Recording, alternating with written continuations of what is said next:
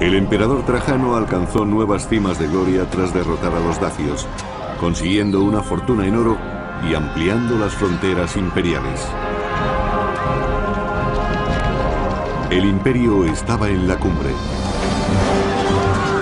Después de 3 siglos de incesantes guerras, Roma se encontraba en el centro del mundo, una superpotencia que no tenía rival. Pero la paz había ablandado al imperio.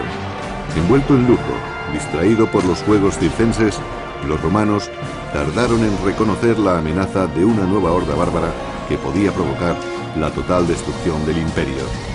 El Imperio Romano, rebelión y traición.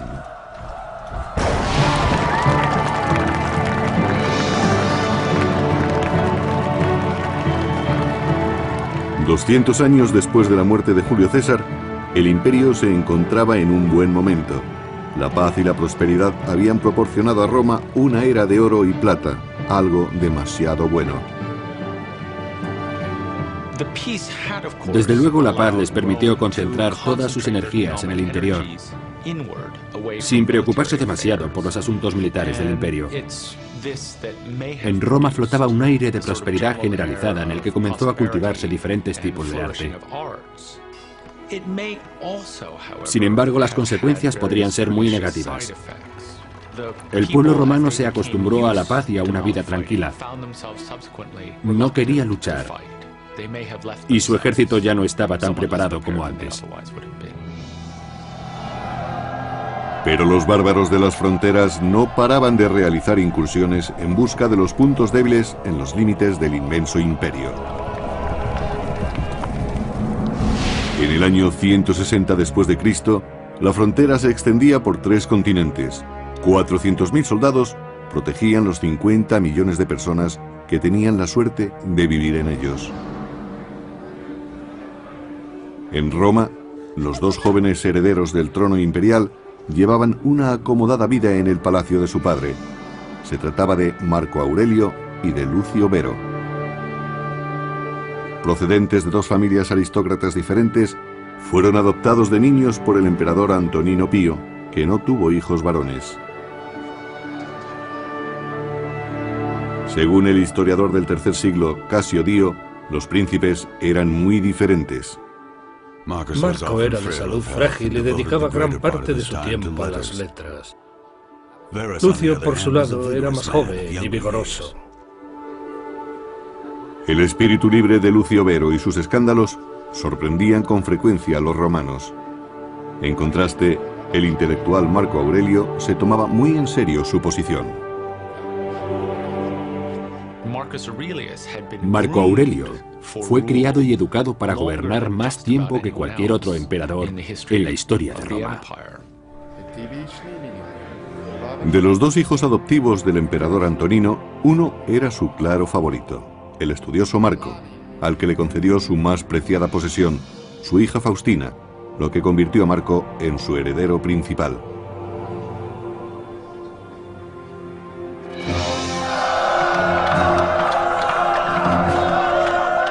En el año 161, cuando murió el emperador Antonino, Marco y Lucio Vero ascendieron al trono con la aprobación de la guardia personal del emperador, la Guardia Pretoriana.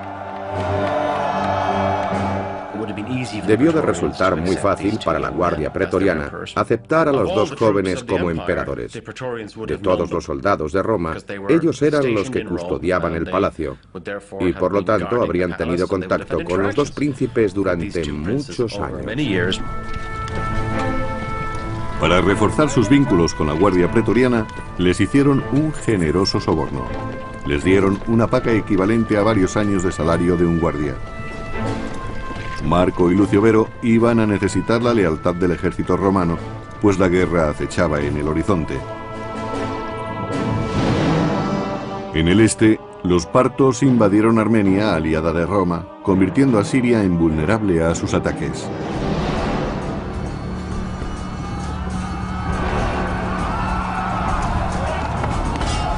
Según el historiador clásico Casio Dio, el general de los partos atacó a los romanos por todos los flancos, aniquilando a sus tropas junto con sus jefes. El combate fue salvaje y los romanos no pudieron resistir el ataque de los partos.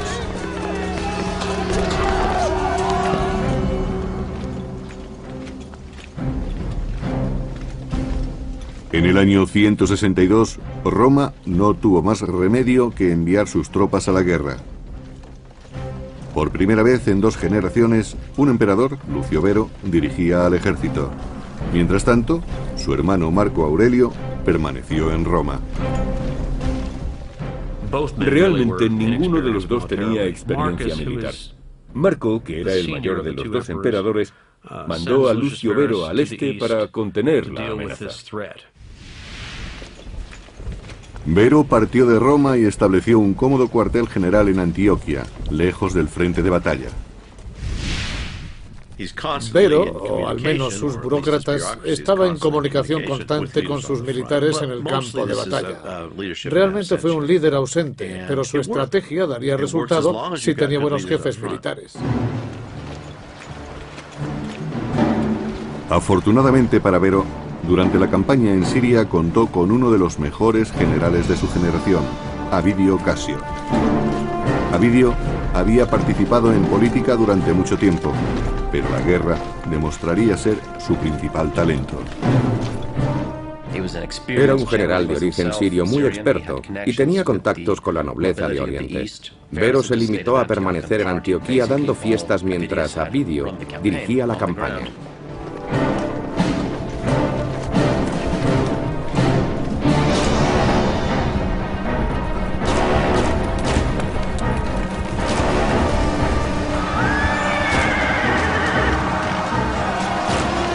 Avidio fue el cerebro de una serie de victorias que llevó a los romanos al centro de las tierras de los partos, donde se enfrentó cara a cara con el enemigo.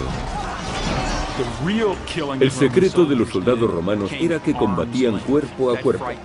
Y eso atemorizaba a todo el mundo, porque luchaban de una manera muy cercana con una espada o un hacha contra un enemigo que no se sabía bien por dónde iba a salir. Llevaban puesto un casco y apenas oían lo que ocurría. Solo tenían visión hacia adelante. Se requería mucho coraje y empeño para sobreponerse al miedo que esos enfrentamientos suponían.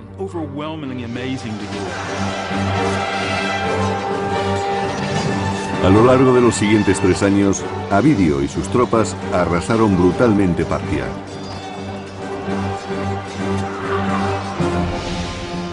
En el año 165 después de Cristo llegaron a Ctesifonte, la capital de Partia, que se encontraba cerca del actual Bagdad. Los romanos saquearon salvajemente la antigua ciudad, según el historiador clásico Casio Dio. Cuando sus aliados abandonaron al rey parto, Avidio lo persiguió hasta Ctesifonte y allí destruyó su palacio por completo. Pero el control se le escapó de las manos, pues sus soldados saquearon los templos de los dioses locales y robaron los vasos sagrados, entre otros tesoros. Era un sacrilegio violar templos, ya que el castigo divino por este crimen llegaba pronto y con furia. Los soldados contrajeron una enfermedad mortal, posiblemente la peste bubónica. Los romanos salieron de Ctesifonte repletos de gloria, pero sin saberlo, llevaron consigo la peste. Después de conquistar Partia y asegurar el imperio por el este, Avidio y el emperador Vero regresaron a Roma.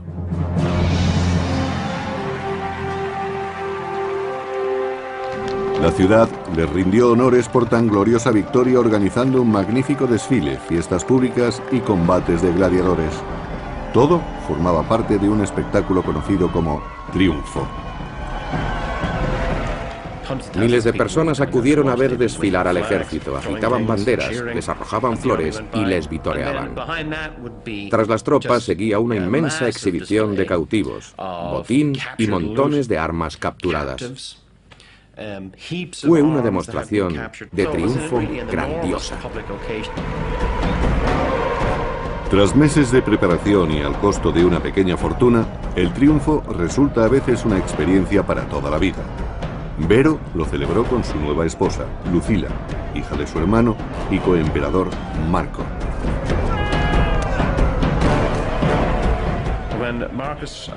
En la época de Marco Aurelio y Lucio Vero, su generación no había crecido sin conseguir ningún triunfo. Por eso aquella victoria resultó un hecho de gran importancia. Marco Aurelio no pudo disfrutar las festividades, pues sabía que la campaña del Este había dejado exhausto al ejército romano.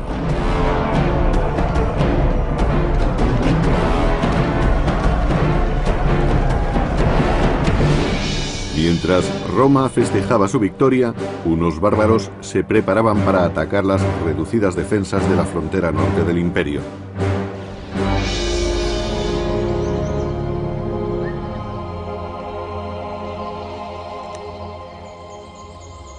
A lo largo de la frontera norte, los legionarios que protegían las fortificaciones eran demasiado escasos. Fueron pocos los que regresaron de la contienda del Este. La guardia resultaba un objetivo fácil para las tribus bárbaras que se escondían entre los bosques.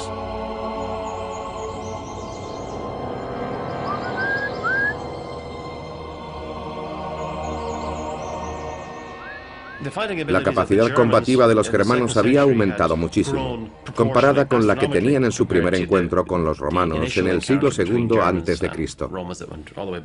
Ahora eran tribus que movilizaban grandes ejércitos, un enemigo formidable. Ya en el siglo II se habían convertido en un adversario temible.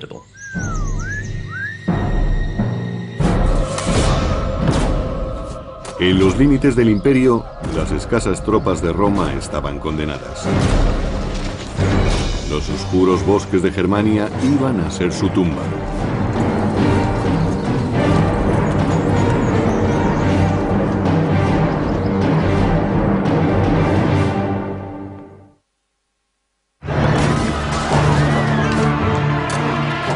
Mientras los hermanos Marco y Vero compartían el título de emperador, su general, Avidio Casio, conquistaba el gran imperio parto, pero a un terrible precio. Los soldados llevaron la peste a Roma.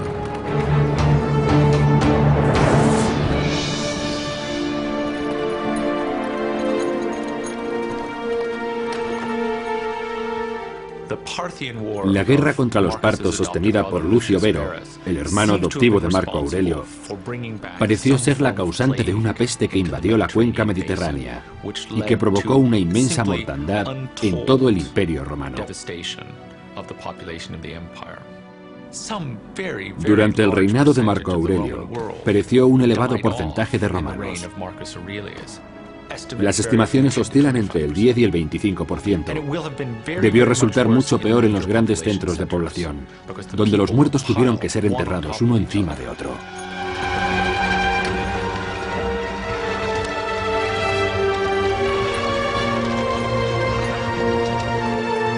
Los charlatanes prosperaban vendiendo falsos amuletos de hierbas para prevenir la enfermedad.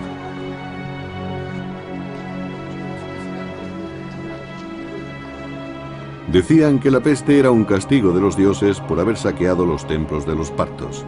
El emperador Marco debía expiar el pecado por medio de un sacrificio. La única respuesta posible de un emperador romano ante un gran desastre natural como la peste era tratar de recuperar el favor de los dioses por medio de sacrificios y demostraciones públicas de devoción hacia las deidades. En el caso de un desastre natural, el emperador tenía la responsabilidad de salvar al pueblo recuperando el favor divino. A pesar de 7 días de sacrificios, los dioses seguían enfurecidos y la mortandad continuaba en aumento, especialmente entre los soldados acuartelados. Se perdieron muchos soldados experimentados, así como un gran número de personas entre la población civil que no serían fáciles de recuperar.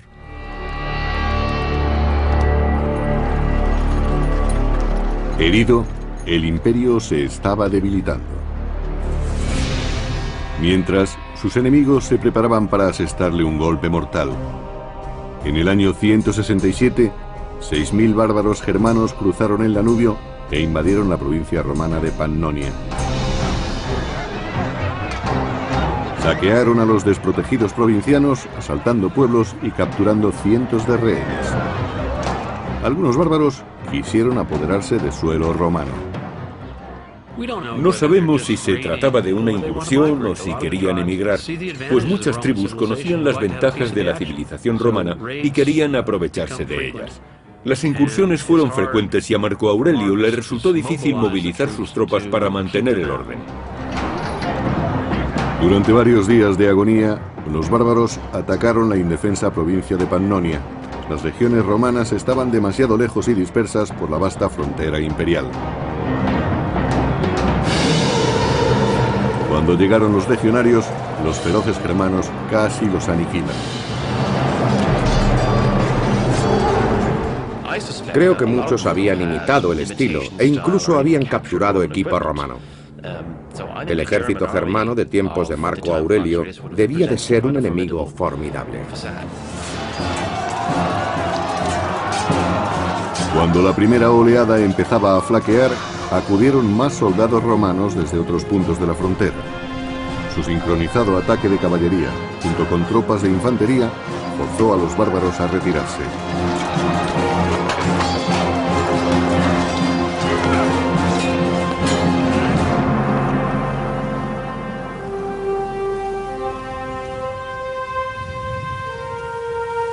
Demostrando su gran osadía, el cabecilla germano Valomarius, de la poderosa tribu de los Marcomanos, se aventuró a ir al campamento romano para negociar un tratado de paz. Sorprendentemente, no solo representaba a su tribu, sino a otras 10 tribus más. Esta unión revelaba un nuevo peligro para el Imperio Romano. Marco Aurelio se enfrentaba a una amenaza distinta a la que vieron los emperadores anteriores. Las tribus se habían organizado, probablemente debido a la influencia romana. Algo irónico.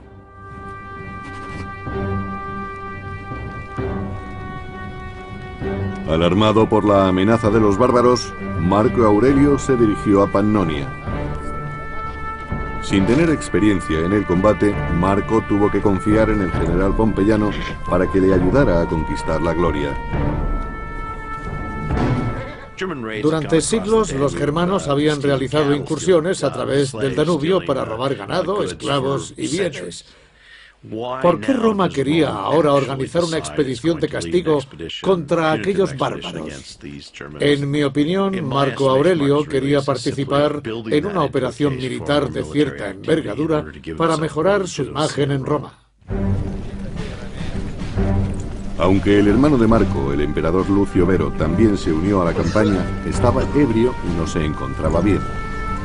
Antes de llegar a la frontera, Vero sucumbió a la peste y toda la expedición tuvo que regresar.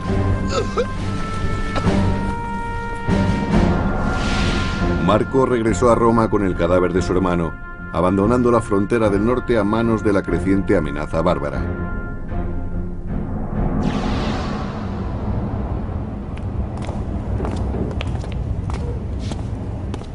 En la corte se enfrentó a una crisis. Las numerosas guerras habían dilapidado el tesoro imperial. No quedaba dinero para una nueva expedición contra los germanos.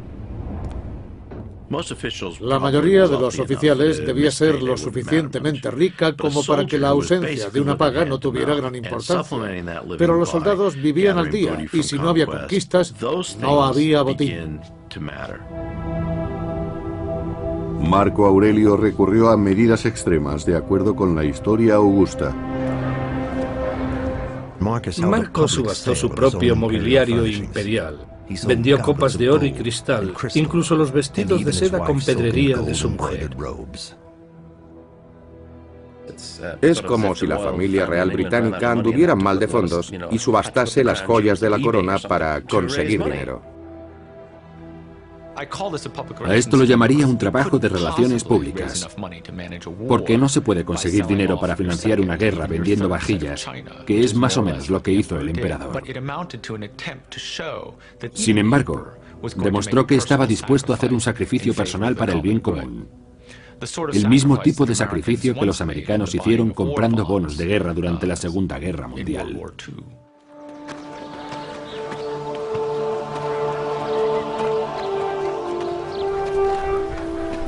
Los reclutadores de Marco Aurelio confiaban en conseguir nuevos soldados, pero su llamada cosechó pocos voluntarios. El Imperio Romano padecía una fuerte pérdida económica y de hombres. Quizás por eso la gente era reacia a alistarse. Las familias no confiaban en enviar a sus jóvenes sanos a la guerra. El aumento de la virulencia de la peste hizo que los recursos imperiales disminuyeran al límite. Pompeyano, el principal consejero militar de Marco Aurelio, recurrió a las clases más bajas de la sociedad, tal como relata la historia augusta. Armaron a los gladiadores y convirtieron en soldados a los bandidos de Dalmacia. Incluso entrenaron militarmente a los esclavos. Pompeyano estaba consternado ante la calidad de los reclutas, pero antes de que pudiera preparar aquel valiente ejército para la guerra, el desastre hizo estremecer las fronteras imperiales. En el año 169, bandadas de guerreros germanos atacaron las provincias romanas del Danubio. Aunque no estuvieran preparados, Marco Aurelio y Pompeyano debían conducir las nuevas legiones hacia Germania.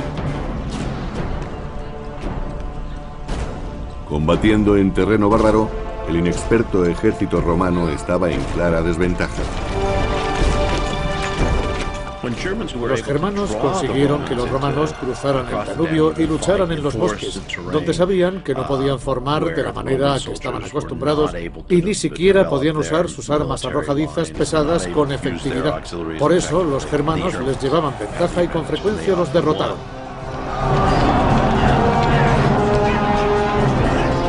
En la primavera del año 170, las dos mayores tribus germanas, la de los marcomanos y la de los cuados, se aliaron contra los romanos y los derrotaron.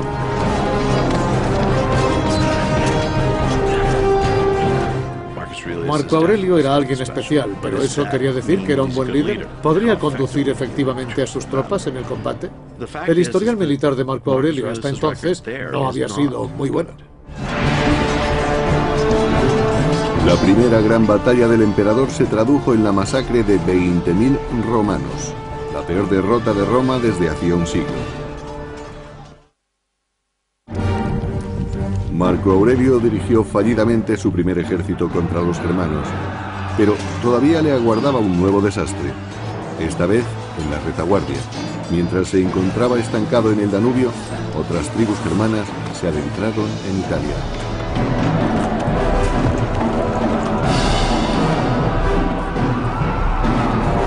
En el año 170 después de Cristo, los bárbaros se abalanzaron y saquearon la rica ciudad portuaria de Aquilia, cerca de la actual Venecia. Era la primera vez en 3 siglos que los bárbaros se adentraban en Italia.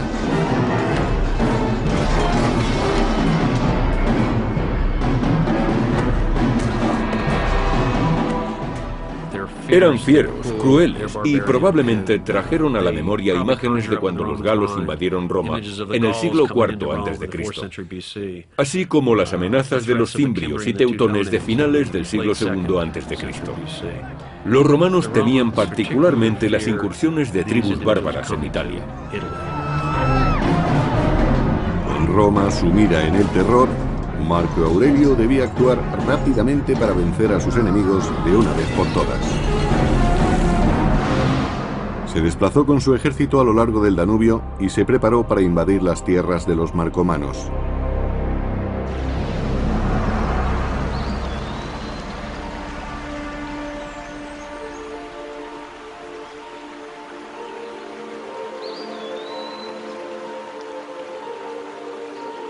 Los fríos bosques del norte resultaban extraños al emperador romano.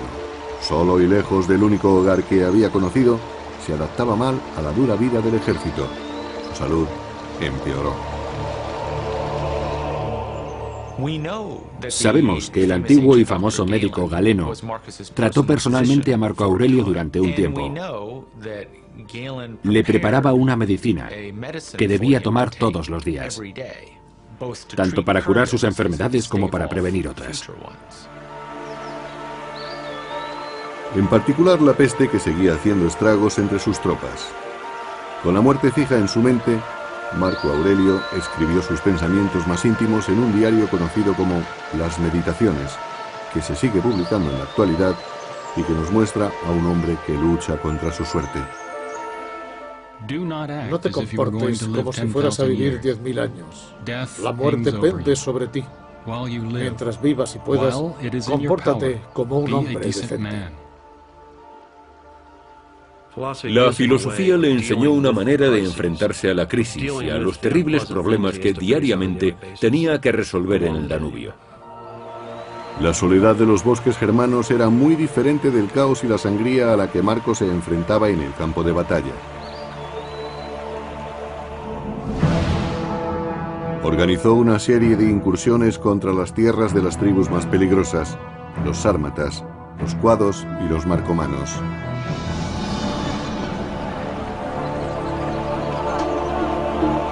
Los bárbaros habían derrotado a Marco anteriormente y estaban muy seguros de sí mismos cuando acamparon a lo largo del río. Pero Marco había aprendido de su enemigo y abandonó las formaciones en línea en favor de unas más pequeñas y móviles llamadas unidades de vexilarios. Estas unidades dieron a su ejército una mayor flexibilidad para maniobrar entre los árboles. Era una nueva forma de guerra, distinta, muy diferente a la que algunos veteranos habían mantenido con formaciones cerradas y tácticas convencionales contra los partos en Oriente Medio. Esta era una guerra en la que las emboscadas fueron la regla. Cuando los bárbaros menos lo esperaban, los romanos se les echaron encima.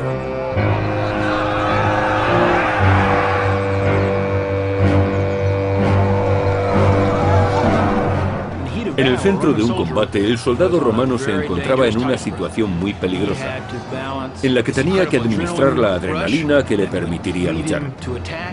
Debía permanecer tranquilo aunque tuviera el corazón a punto de estallar. Tenía que dejar a un lado el pánico natural que afecta a todos cuando se está a un paso de un frente que es igual de peligroso para todos.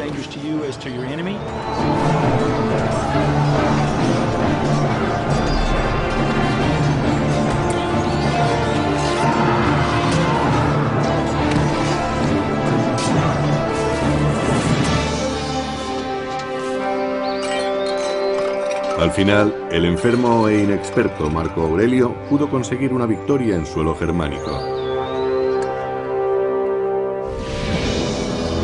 Los romanos construyeron una cadena de fortalezas en el territorio de los marcomanos y de los cuados. La anexión de Germania comenzaba a prosperar. Pero los germanos atacaron fieramente las fortificaciones. Con el orgullo herido, los bárbaros organizaron ataques bien coordinados contra las guarniciones imperiales. Los germanos que atacaban a Marco Aurelio en el bosque no eran los salvajes vestidos con piel de oso, escudos de madera y grandes hachas que vemos en Hollywood. Habían tenido contacto con los romanos durante 2 siglos, habían aprendido sus técnicas y sabían cómo luchaban.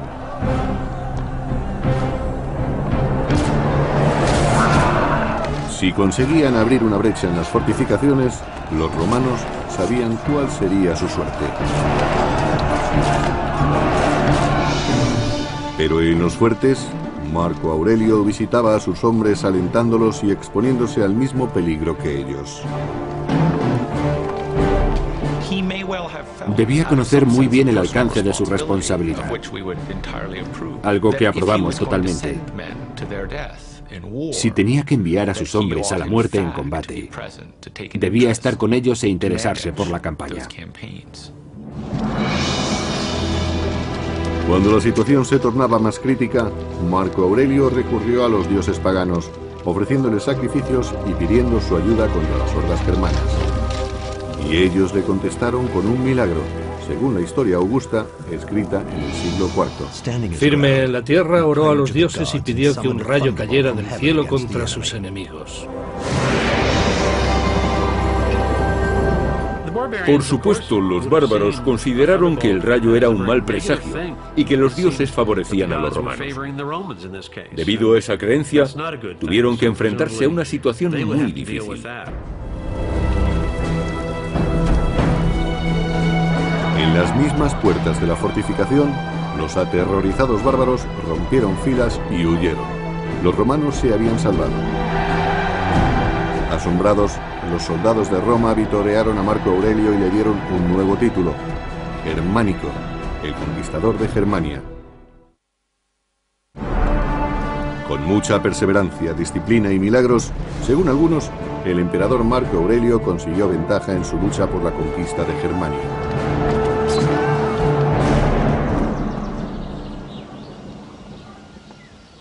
Ni las comunidades agrícolas y pacíficas escaparon de la ira de Marco Aurelio. Los romanos hicieron sentir su dominio con el filo de sus espadas.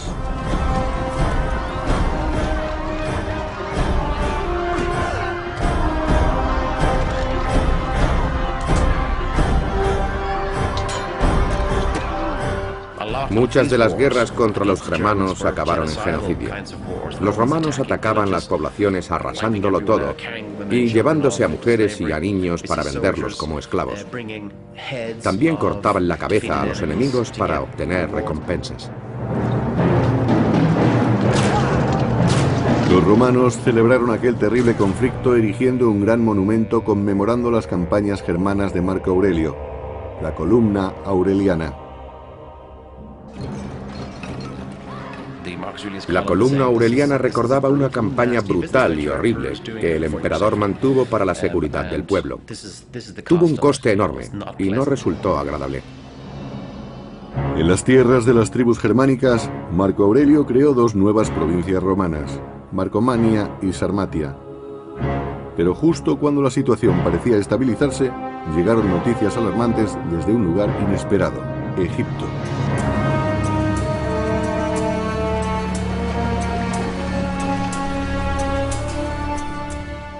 Debido a su riqueza, Egipto era uno de los territorios más importantes del Imperio Romano. Se temía que si alguien llegaba a controlarlo, pondría en peligro a todo el imperio. Estos temores demostraron estar bien fundados cuando los rebeldes egipcios dirigieron una sangrienta revuelta contra sus dueños romanos. El terror en el desierto fue en aumento.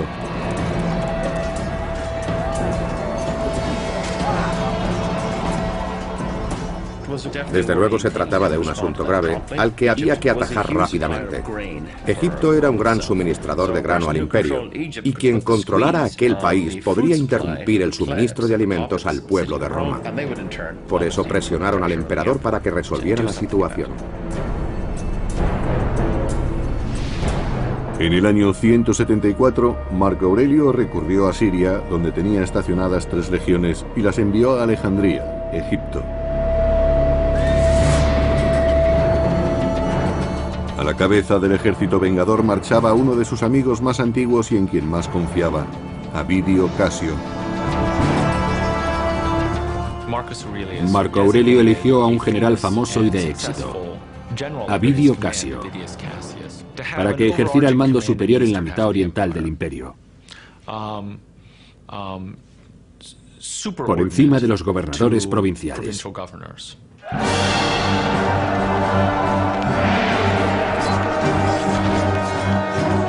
El héroe de la campaña contra los partos no le defraudó. Avidio sofocó rápidamente la rebelión, asegurando Egipto y sus riquezas para el imperio.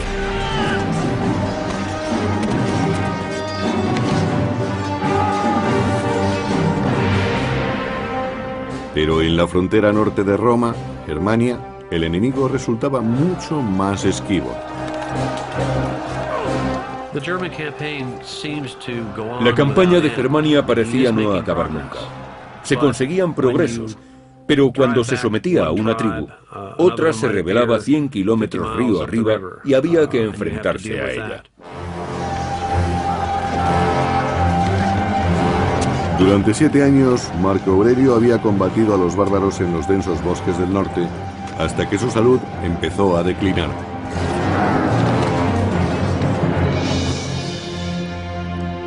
En el año 175 cayó enfermo en la frontera con Germania.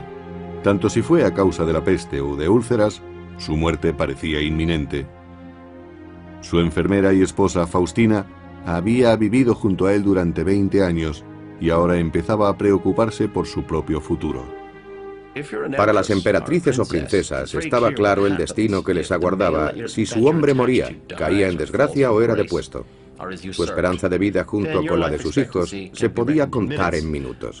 Tenían que asegurarse de que sus maridos estaban bien y contaban con apoyos. Si no era así, debían empezar a pensar en un plan de contingencia. La preocupación tenía sobrecogida a Faustina. ¿Quién la protegería si su marido moría? Como recurso, ofreció su mano y con ella el imperio a otro noble, Avidio Casio, el famoso general de las legiones de Egipto. Ansioso de una gloria que creía merecer, Avidio decidió aprovechar la oportunidad de convertirse en emperador. Según la historia augusta, mientras Marco todavía respiraba, Avidio Casio propagó el rumor de su muerte. Le dijo a su ejército que el Senado había decretado que Marco Aurelio era un dios y seguidamente se proclamó emperador. Es posible que Avidio creyese que obrando así beneficiaba al pueblo, que consideraba que Marco Aurelio era un buen emperador en muchos aspectos, pero no precisamente en asuntos militares.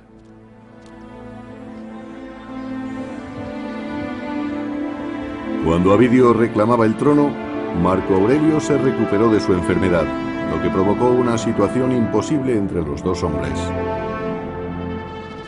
¿Qué hacer entonces? Avidio no podía decir, siento haber reclamado el trono para mí, fue una equivocación, una idea pasajera, ¿por qué no seguimos como siempre?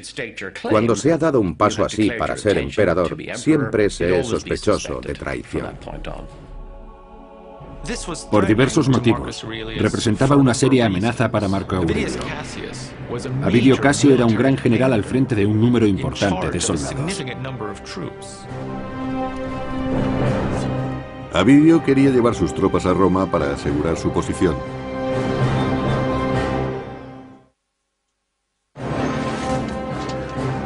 En el año 175 después de Cristo, Marco Aurelio, ocupado en la campaña de Germania, es traicionado por un amigo íntimo, Avidio Casio.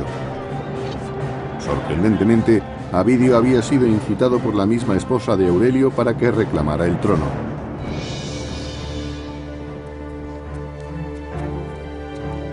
Marco Aurelio tenía que sofocar la rebelión de Avidio y encararse con la traición de su esposa. Pero a sabiendas de que podía perecer en los combates que se producirían, decidió proclamar emperador a su propio hijo. Cómodo no tenía entonces la edad suficiente para ostentar el poder del imperio. Pero parece que Marco Aurelio no pensó en nadie más que en su hijo para que le sucediera en el cargo. Mimado durante su infancia, Cómodo tenía que demostrar su aptitud para el mando y su valor como soldado. Aunque era el único hijo de Marco Aurelio, la elección no sería buena para Roma.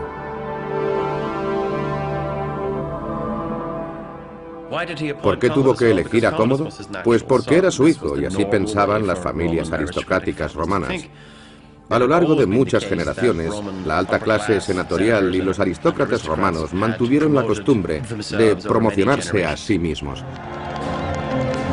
Con el puesto de su hijo asegurado, Marco Aurelio se enfrentó entonces a su mujer, que lo había traicionado ante Avidio Casio. Pero, sorprendentemente, la perdonó. Después de todo, Marco Aurelio no castigó a Faustina. Era un hombre muy inteligente y quizá comprendiera sus motivos después de una conversación íntima. No se divorció de ella, ni la deshonró. Cuando preparaba a sus tropas para marchar contra la legión de su adversario, apareció un mensajero enviado por los soldados de Avidio. Habían destituido al usurpador con el deseo de evitar la venganza del emperador. Conocían muy bien cuál sería el precio de la traición. El procedimiento normal en estos casos era una ronda de denuncias, interrogatorios, torturas, exilios, ejecuciones y suicidios forzados. El mensajero llevaba un siniestro presente, la cabeza de Avidio Casio, el que fuera amigo del emperador. De acuerdo con el historiador Casio Dio, a Marco Aurelio le dolió tanto la muerte de Avidio que no quiso mirar la cabeza de su enemigo.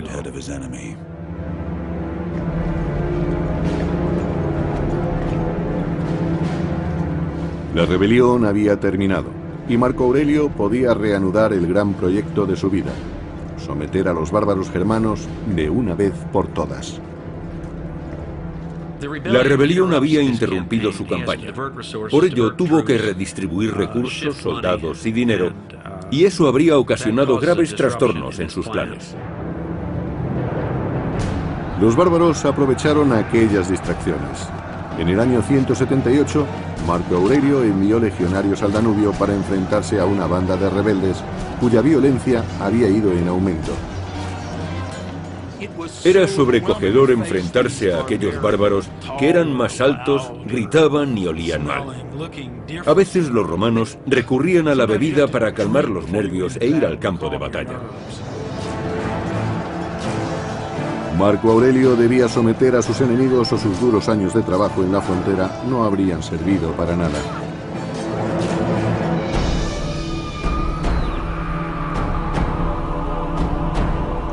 Marco Aurelio, ya envejecido, logró aislar a los cabecillas rebeldes y los mandó matar brutalmente.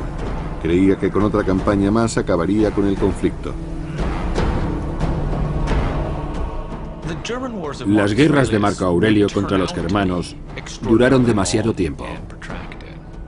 Pero no está claro que Marco y sus aliados supieran desde el principio que se iban a prolongar tanto. Con 60 años, Marco Aurelio esperaba que su hijo y heredero, Cómodo, continuara luchando contra los germanos, una lucha que le había ocupado casi toda su vida.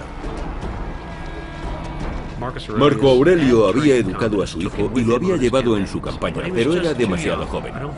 No creo que Marco Aurelio se diera cuenta de la clase de emperador en que iba a convertirse Cómodo. En su papel de coemperador, Cómodo se mostró perezoso. No manifestó interés por las victorias conseguidas por su padre Marco Aurelio, a diferencia de lo que un hombre habría hecho.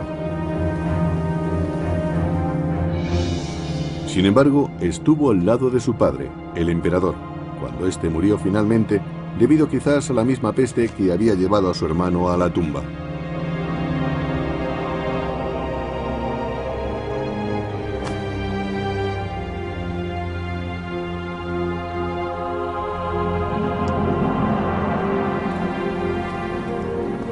Con solo 19 años, Cómodo no tenía la paciencia suficiente para sostener una guerra y anhelaba la buena vida de Roma.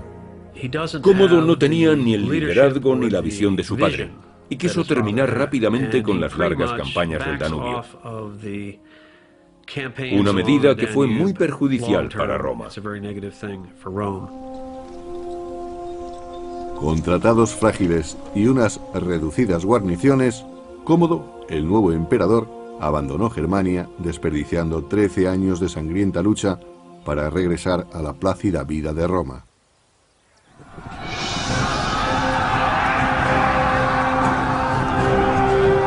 Sin la perseverancia de Marco Aurelio, el gran imperio se enfrentó como claro perdedor ante las tribus bárbaras. Cuando alguien se enfrenta a una tormenta perfecta de mala dirección, mala suerte y amenazas exteriores, se encuentra en una situación realmente difícil. Lo que descubrieron, por lo menos en tiempos de Marco Aurelio, es que no podían enfrentarse al mismo tiempo a incursiones más que en un número limitado de puntos de la frontera. La suerte iba contra Roma. No volvería a tener otro emperador como Marco Aurelio. De acuerdo con Dio, fue el comienzo del fin. Nuestra historia empezó a salir de un reino de oro y plata para entrar en uno de hierro y polvo.